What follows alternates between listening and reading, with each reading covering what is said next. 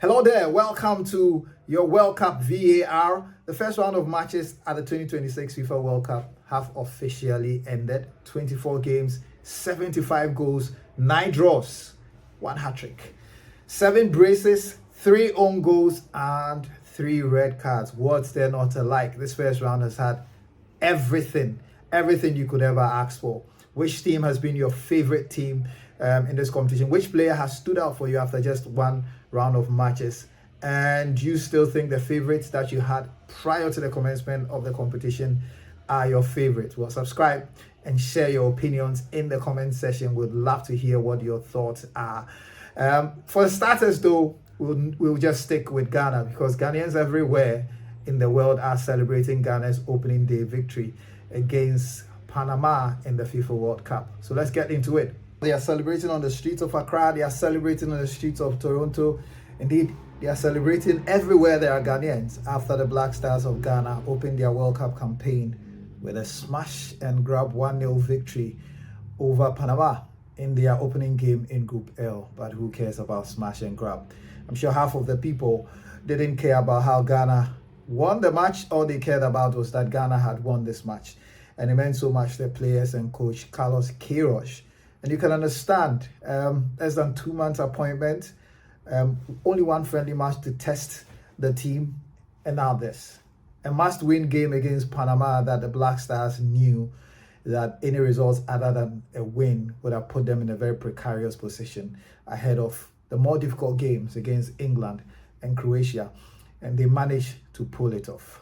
So let's reflect on Ghana's performance against Panama.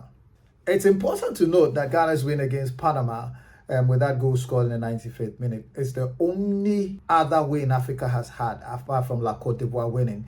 It means Africa finishes with a record of 2 wins in that first round of matches, 4 draws and 4 defeats, which is not in any way impressive. But what matters for Ghana in this case is that they managed to get the win to join La Côte d'Ivoire as the only 2 African sides that won in the first round of matches. Interestingly, both La Côte d'Ivoire and Ghana scored their goals after the 90th minute. Is there something to read in that? Perhaps there is. But let's unpack the Ghana performance. Now that people have settled and had the chance to celebrate, people are beginning to question the kind of football that Ghana plays. And I think it's a bit naive, because it's ignoring the kind of coach Ghana has appointed. It's ignoring how he has said he will play. Indeed, after the game, Carlos Queiroz spoke about suffering and said that the players must be willing to make sacrifices. And then he adds that there's no other way apart from suffering. So it's very clear to me that just as he set up against Wales, just as he set up against Panama, the first half is really a test bed for the players who go out to play. And the emphasis is not so much on what you do on the ball, but what you do off the ball to prevent your opponent from scoring. Because that first half was not pleasant for Ghana, with no shots on target, with wave after wave of Panama attack, especially down their right, which is our left. Martinez from Panama terrorized Gideon on that side and brought in a lot of crosses. And this sequence of events inevitably led to the injury to Atizigi, for which reason he was pulled off, and we hope that he's doing all right. Because of a number of times he just had to come out to punch balls. The Panamanian team were more physical, were more aggressive. They were first to the balls. They were winning all the 50-50 balls. But credit to the Ghanaians, they were running. They never stopped running. And that's why this coach selected so many wingers. That's why he wanted speedy players, because they fit into his scheme of things. And whilst there were just crumbs for most parts of this game to pick on, the second half was surely better, because in my mind, the objective of that first half was to try to not concede, to try to contain and suffocate the opposing team as they kept coming. You could say that Carlos Queiroz's tactics are a bit of a rope-a-dope, and for those who know your sports, you know that technique by Muhammad Ali in a rumble in the jungle, where he allowed your foreman to punch himself out. And then once he had punched himself out and gassed out and had lost his stamina, they then took advantage of him, and then he got knocked out. That seems to be the approach, and I'm not sure that will change against England. In the post-match comments, people have criticized Jordan Ayew for his slow pace of progression of the ball and his inability to keep up with the others in the team. They have raised questions about a very, again, strange game for Antoine Semenyo in that first half. He played in an advanced position on the left-hand side, had just very few touches, 6 touches in that first half. And then he moved to the central areas. Again, nothing much happened. One could argue that he spent more time assisting the team overall to contain Panama rather than creating anything. And he was also not a recipient of the sort of balls that would, and remember, he doesn't like the balls played to his feet. He likes to run onto the balls. He did not have the spaces, and he didn't have the kind of balls to run into. But when the cards were shuffled in that second half, and Semenyo played still on the left, but much deeper and had spaces to run onto, he was more effective. And then Fatau Ishaku came onto the right with a new burst of energy to replace Nyama. But more importantly was Brandon Thomas Asante, who came as a 10 behind Jordan, but spent a lot of the times actually being in front of Jordan and had the freedom to go to the right and go to the left, which was incredibly effective. And in the end, he was the one who gave the assist for Caleb Yoichi to score what was a facsimile of the goal that Ghana scored against Wales, recovering the ball, progressing the ball at pace, 2 players who managed to get ahead of Jordan, combining to score. So the last time it was Nyama and then Caleb who combined. This time it was Brandon Thomas Asante and Caleb Yoichi. So very clearly, the coach was looking for this soccer punch, was looking for this smash and grab, and it worked for Ghana. In defense of Jordan, and I agree with some of the comments about his slow progression, but he's Ghana's most experienced player, and so the coach was always going to keep him on to break the play for the Panamanians a bit, to get some fouls.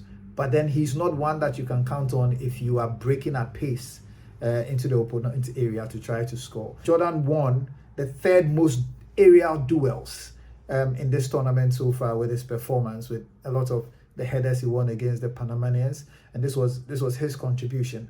But you also have to single out the centre-back pairing of Ajete and Jerome for a fantastic performance. I have said before that this is a very inexperienced pair thrown into the deep end because of the absence of Jiku and Salisu, but they did extremely well. They took no prisoners, didn't spend time trying to dilly-dally. They did the very simple things, and in the end it worked. And there was another very brave performance from Senaya on the right-hand side.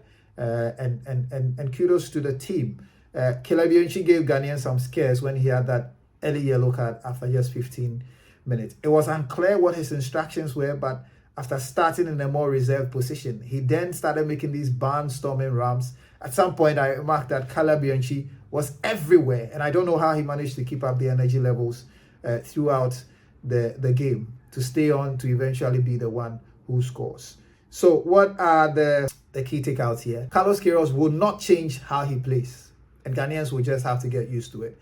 And if we suffered against Panama, we are going to suffer the more against England, because he would not come and play against England toe-to-toe. He's got 3 points in the bag, and he'll feel that even if he doesn't get the results against England, he'll have one more shot in that game against Croatia. The problem with the haram ball he's playing and the pragmatic football is if you concede whilst doing your first half containment. So your first half is your containment, is the suffering. The second half is bringing in fresh players who have got pace and trying to hit your opponents on the break. When you concede in the first half, then it becomes difficult because somehow you may have to start chasing the game. On the other hand, if you do not concede in the second half and you manage to prevent your opponent from scoring and you get into that second half, there's never any guarantee that you would be able to hit them on the break to score, as was the case in this game, because this game could easily have ended 0-0. But 3 points in the bag, and to quote Queiroz, a win is very expensive in the World Cup. It's a massive boost for the Ghanaians. They'll try to do a Cape Verde against the English and just hope that they would be able to take advantage of any lax defending by England. But the big question is, can Ghana avoid conceding against England playing like this in the first half? I don't expect the coach to change that, but perhaps what I expect is for him to shuffle his pack, because irrespective of who he puts on in that first half, it will be about suffering, it will be about defending, it will be about containment, and it will be about preventing the opponent from scoring. So celebrate whilst you can, all Ghanaians, by all means. 22nd against England. Well, get ready to suffer again. So it rounds up the first round of matches. You can listen to my previous post for my analysis on the performance of the African teams and the key lessons that have been learned from this first half. Let's just briefly touch on some of the other results, and more important for Ghana was England beating Croatia by 4-2. Not unexpected. It was a very exciting game. England conceding goals, raising questions about their defense and about their goalkeeper. But more importantly, anytime they hit back and managed to go ahead, and they just had too much in the tank in the end for Croatia, and just too many options on the bench and across the field. No wonder they won by 4-2, and they'll feel very confident after seeing the way Ghana played coming into the game against Ghana. But England against Ghana is well, you could call it a derby, but it's a very emotional game. Ghanaians relished the opportunity to have a go at their former colonial masters, so the Ghanaians will be motivated. They will not come and play like the Croatians did. They'll come and keep it tight and hope to take advantage of the Croatians. Well, kudos to Congo DR for getting their first point at their World Cup. They didn't suffer as much as Ghana, but they played really well to snuff out the threats of Cristiano Ronaldo, and Portugal stayed very disciplined. It was a very professional, disciplined performance. And when you have a player like Yohan Wissa up front, you can play like that and then count on them to take the chances that come. Another very important performer was Cedric Bukambo up front. The hold-up play, giving the Portuguese a lot to think about. In the end, the Portuguese cast a very frustrated figure as a team in the final stages of the match, and inevitably is raising questions about Cristiano Ronaldo, his contributions to the team.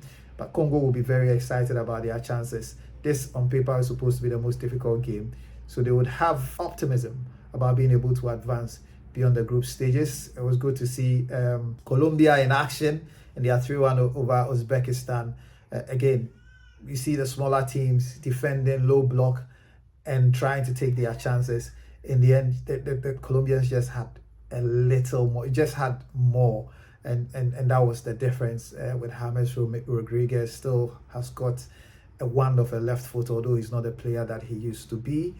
And then Diaz and Munoz, it was just a bit too much for Uzbekistan, who in the end ended up losing. So as we go into the second round stage, the second round of matches in the FIFA World Cup, all attention will be on the African teams. 2 wins in that first round. With 10 teams in this competition, it's just not enough.